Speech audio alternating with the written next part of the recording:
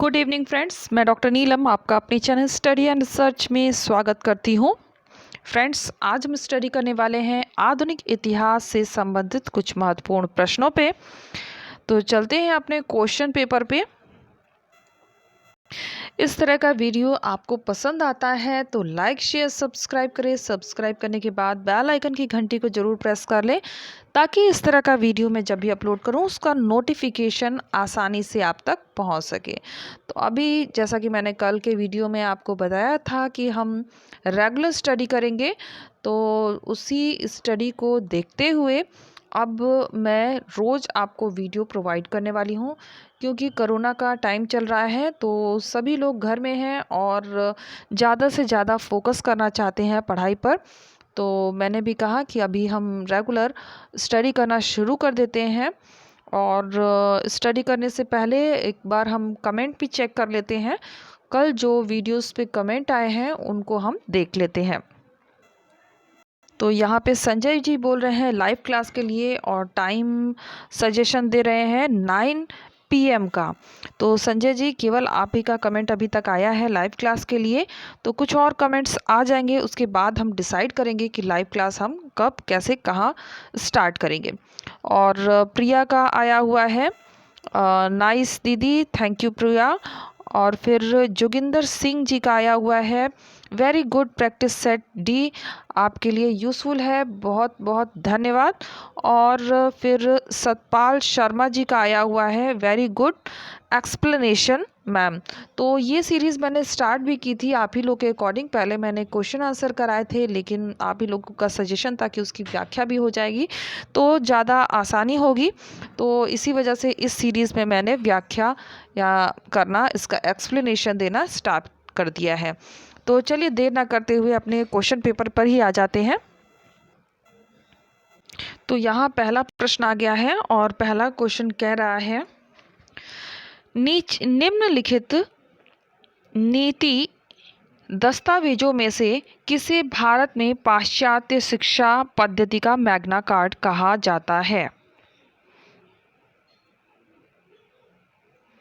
थोड़ा सा समय मैं आपको जानबूझकर देती हूँ ताकि आप जो आंसर है उसको गैस कर सकें।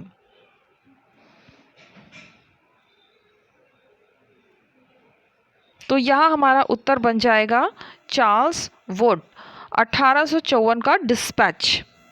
और ये प्रश्न रहा है यूजीसी नेट तृतीय प्रश्न पत्र दिसंबर 2013 का। सन 1854 में चार्ल्स वुड ने भारतीय शिक्षा व्यवस्था में परिवर्तन के लिए एक दस्तावेज तैयार करके तात्कालिक गवर्नर जनरल लॉर्ड डलहौजी को भेजा था। चार्ल्स वुड का 1854 का दस्तावेज भारत में पाश्चात्य शिक्षा पद्धति का मैग्ना कार्टा भी कहा जाता है। तो वुड डिस्पैच को ही मैग्ना कार्टा के नाम से भी जाना जाता है।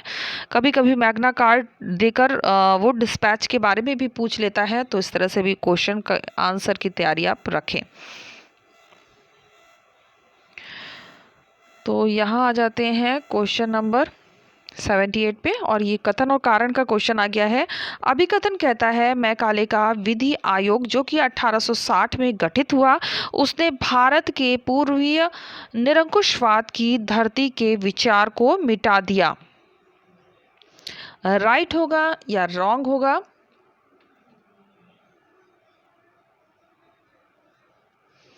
ये बिल्कुल राइट है। रीजन दे रहा है समता और न्याय को निरंकुश शासकों के अंध और कठोर न्याय के विकल्प के रूप में देखा जाने लगा। ये भी करेक्ट होगा। तो हमारा जो उत्तर बन जाएगा AR, दोनों सही है और उसकी सही व्याख्या भी दे रहा है। यहाँ पे थोड़ी सी प्रिंट में प्रॉब्लम हुई है तो कोई बात नहीं, मैं रीड कर रही हूँ, आप ध्यान से इसे सुने।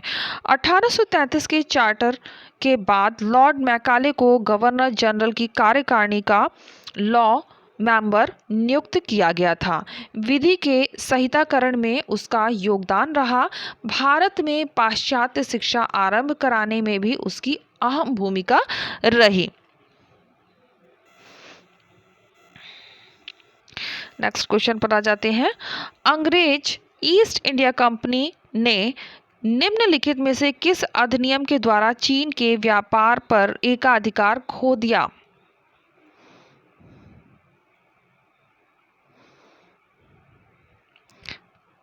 तो ये एकाधिकार खोया गया है 1833 के चार्टर एक्ट के द्वारा। ऑप्शन बी हमारा यहाँ पे करेक्ट हो जाएगा। और ये प्रश्न आया है यूजीसी नेट द्वितीय प्रश्न पत्र दिसंबर 13 का।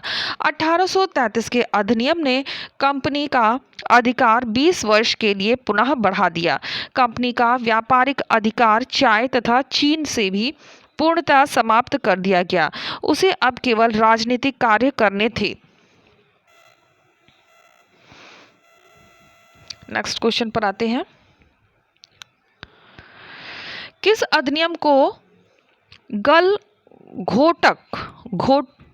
घोटरू अधिनियम का नाम दिया गया? गल घोटरू।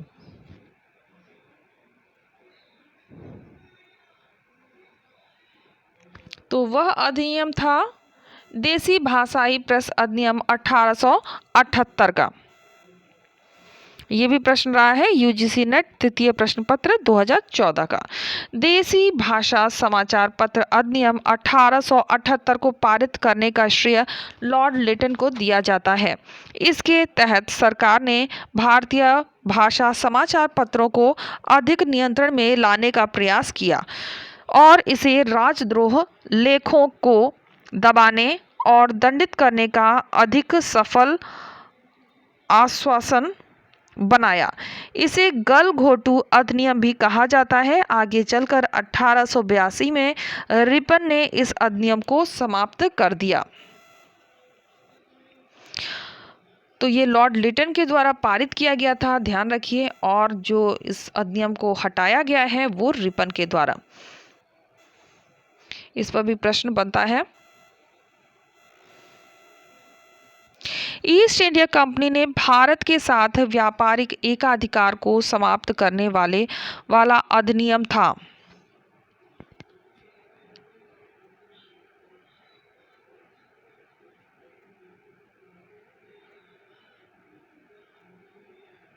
व्यापारिक एकाधिकार की समाप्ति हुई है। ऑप्शन ए हमारा करेक्ट होगा 1813 के चार्टर अधिनियम के द्वारा। और ये भी प्रश्न आया है यूजीसी नेट तृतीय प्रश्न पत्र जून 2014 का। ईस्ट इंडिया कंपनी ने एक्ट 1813 के चार्टर एक्ट 1813 के नाम से भी जाना जाता है। इस एक्ट के तहत ईस्ट इंडिया कंपनी के भारत के साथ व्यापारिक एकाधिकार समाप्त कर दिया। सिर्फ चाय एवं चीन के व्यापारिक एकाधिकार रहे।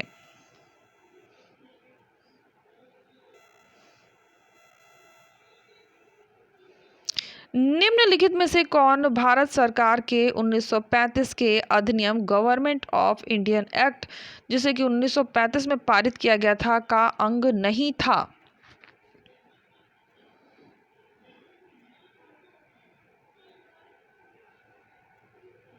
तो जो अंग नहीं था वो सीधे ये वाला हो जाएगा। ऑप्शन बी, एक भारतीय को गवर्नर नियुक्त करना। बाकी सभी अंग थे, जैसे कि प्रांतीय स्वाधीनता दी गई थी, अखिल भारतीय संघ की स्थापना और भारतीय रिजर्व बैंक। तो ये भी प्रश्न आया है यूजीसी नेट तृतीय प्रश्न पत्र 2014 का। व्याख्या देख लेते हैं।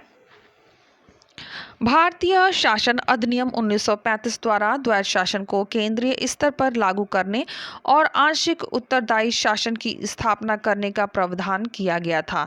इस अधिनियम में नए केंद्रीय रिजर्व बैंक की स्थापना की व्यवस्था की गई, जिसे असेंबली के नियंत्रण से बाहर रखा गया।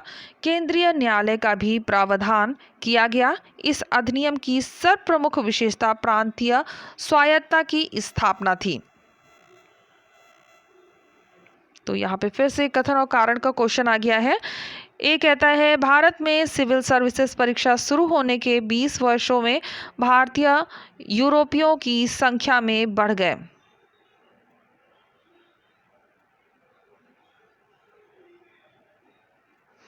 राइट है या रॉन्ग है?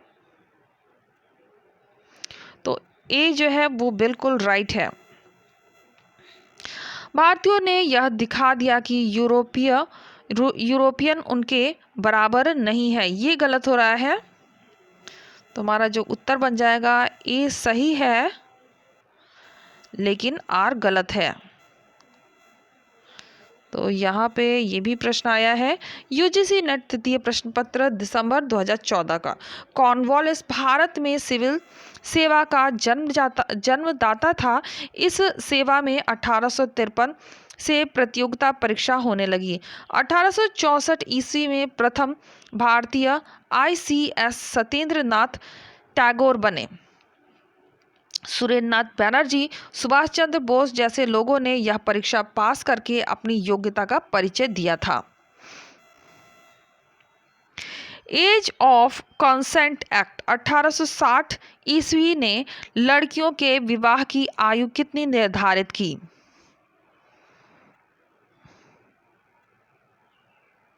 तो लड़कियों की जो विवाह की आयु है वह निर्धारित करके कर दी गई थी 10 वर्ष।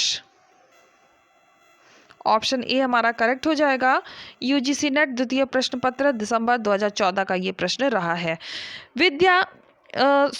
ईश्वर चंद्र विद्यासागर के प्रयासों के फलस्वरूप 1860 में एज ऑफ कंसेंट एक्ट पारित हुआ, जिसके द्वारा महिलाओं के विवाह की न्यूनतम आयु 10 वर्ष कर दी गई, जबकि शारदा एक्ट माध्यम से लड़कियों के न्यूनतम वैवाहिक आयु 14 वर्ष और लड़कों की आयु 18 वर्ष तय की गई।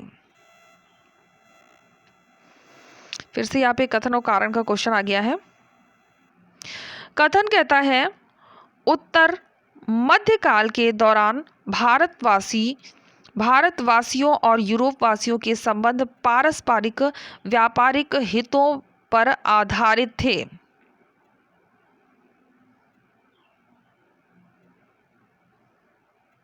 बिल्कुल सही है।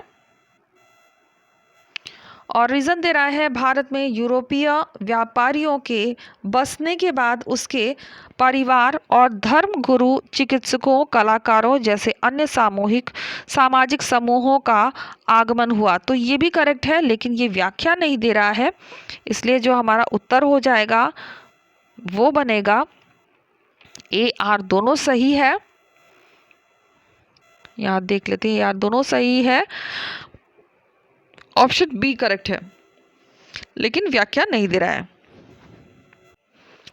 यहाँ पे ये प्रश्न जो अभी हमने रीड किया है वो यूजीसी नेट द्वितीय प्रश्न पत्र 2014 का प्रश्न रहा है।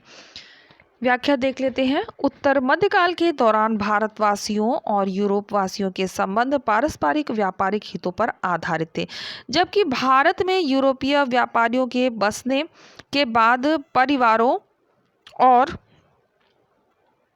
और धर्म गुरुओं, चिकित्सकों और कलाकारों जैसे सामाजिक समूहों का आगमन हुआ। तो ए आर दोनों सत्य है, लेकिन व्याख्या नहीं दे रहा है, जैसा कि हमने प्रश्न में टिक किया है। फ्रेंड्स, आपको यहाँ पे मैं जानकारी देना चाहूँगी कि अगर आप और भी इस तरह के वीडियो देखना चाहती हैं तो डिस्क्रिप्शन बॉक्स जरूर चेक करें, या आई बटन के माध्यम से भी आप इन वीडियोस को देख सकते हैं। तो ABCD करके कई प्रैक्टिस सेट मैंने प्रोवाइड किए हैं। इसके अलावा ओल्ड पेपर आप देखना चाहते हैं तो NTA UGC नेट के ओल्ड पेपर, फिर PGT TGT के ओल्ड पेपर और असिस्टेंट प्रोफेसर एग्ज़ाम के ओल्ड पेपर, इस तरह के कई ओल्ड पेपर मैंने प्रोवाइड किए हैं। तो आप डिस्क्रिप्शन बॉक्स में जाके प्लेलिस्ट बने हुए हैं, लिंक दिए गए हैं, लिंक के माध्यम से आप उन्हें देख सकते हैं। और लास्ट में एक बार छोटा सा आपको दिखा सकती हूँ प्लेलिस्ट कौन कौन से वीडियो यहाँ पे आपको मिल जाएंगे। तो वो लास्ट में हम देखेंगे, वीडियो के लास्ट में जब ये कंप्लीट करेंगे क्वेश्चंस। निम्नलिखित में से कौन सा विनिमय भारत में प्रेस पर नियंत्रण के लिए लॉर्ड वेलेस्ली द्वारा जारी विनियमों के नहीं है? फिर से एक बार रीड कर लेते हैं। निम्न में से कौन सा विनियम भारत में प्रेस पर नियंत्रण के लिए लॉर्ड वेलेस्ली द्वारा जारी विनियमों में नहीं है?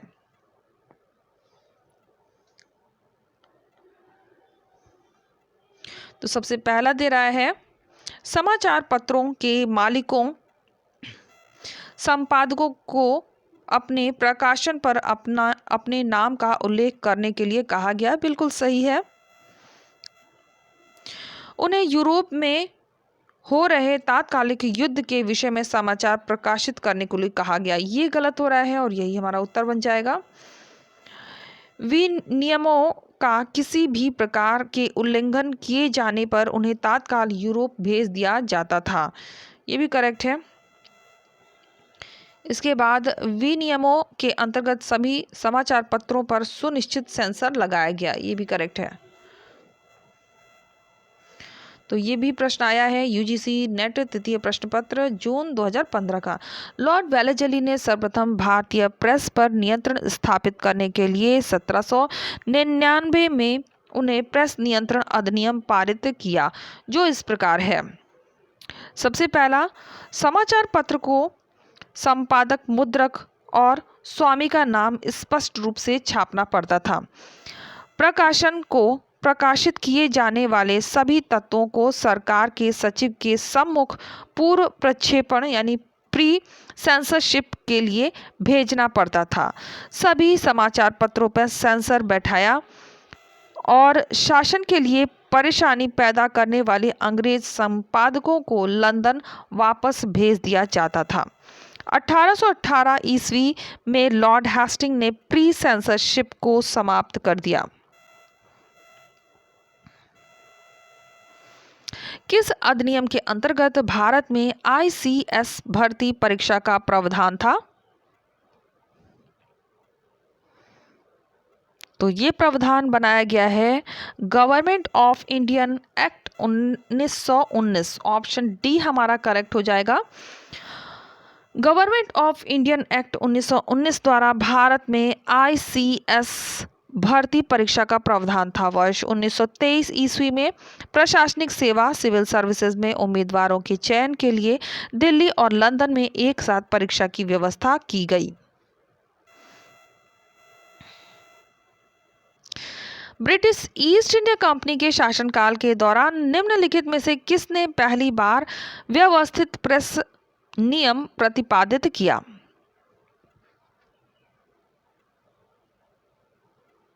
तो ये नियम प्रतिपादित करने वाला था लॉर्ड वेलेजली। और ये प्रश्न आया है यूजीसी नेट द्वितीय प्रश्न पत्र जून 2015 का। सर्वप्रथम सभी समाचार पत्रों पर लॉर्ड वेलेजली ने सेंसर बैठा दिया तथा 1799 में समाचार पत्रों के प्रक्षेपण अधिनियम पारित किया। इसके अनुसार समाचार पत्रों को संपादक, मुद्रक और स्वामी का नाम स्पष्ट रूप से छापना पड़ता था। प्रकाशक को प्रकाशित किए जाने वाले सभी तत्वों को सरकार के सचिव के सम्मुख पूर्व प्रक्षेपण के लिए भेजना होता था। 1886 से 1919 के मध्य उच्च न्यायालय कहाँ स्थापित हुए?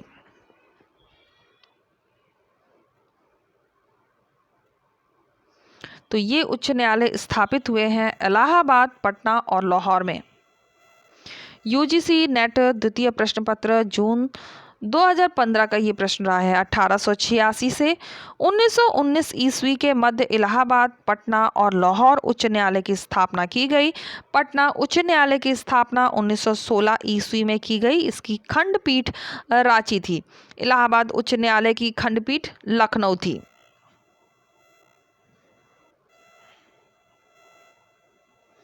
द्वैत शासन के बारे में निम्नलिखित में से कौन आलोचना तर्कसंगत नहीं थी?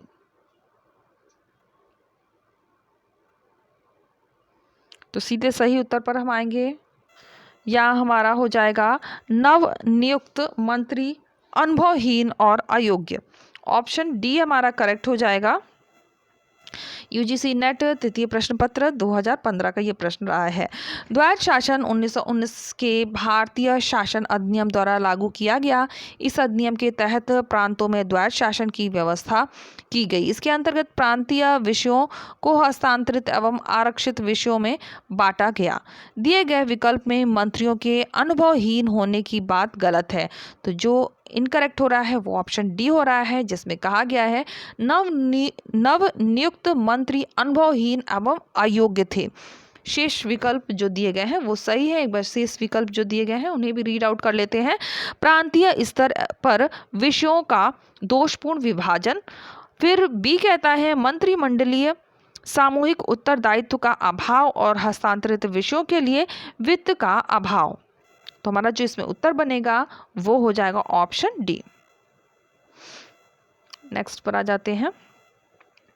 निम्नलिखित में से किस अधिनियम द्वारा भारत के गवर्नर जनरल को अध्यादेश जारी करने की शक्ति प्रदान की गई?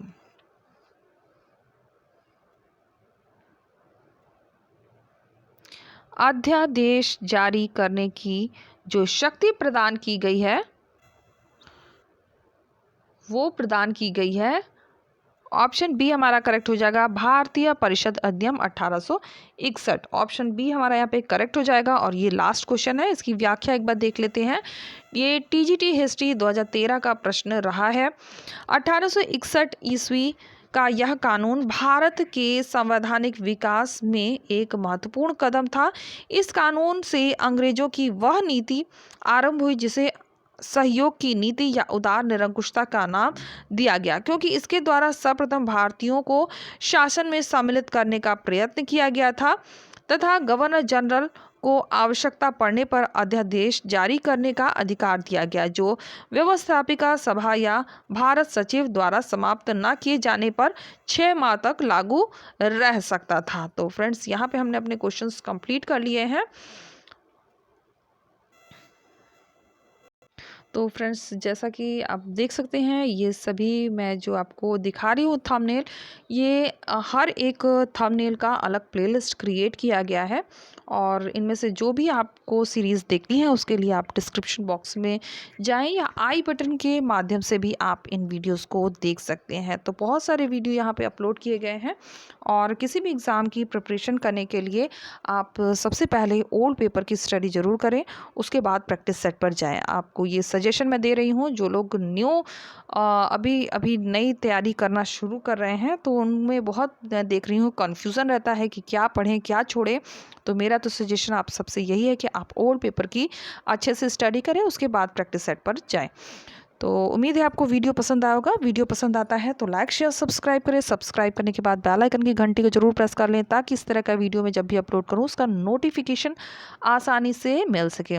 और लाइव क्लास के लिए आपके सजेशन मैंने पहले भी वीडियो में मांगे थे, आप ज़रूर सजेशन दीजिए और सजेशन आएंगे उसी अकॉर्डिंग हम टाइम को सेट करेंगे और लाइव क्लास के लिए स्टार्ट करेंगे। Okay friends, take care and bye bye.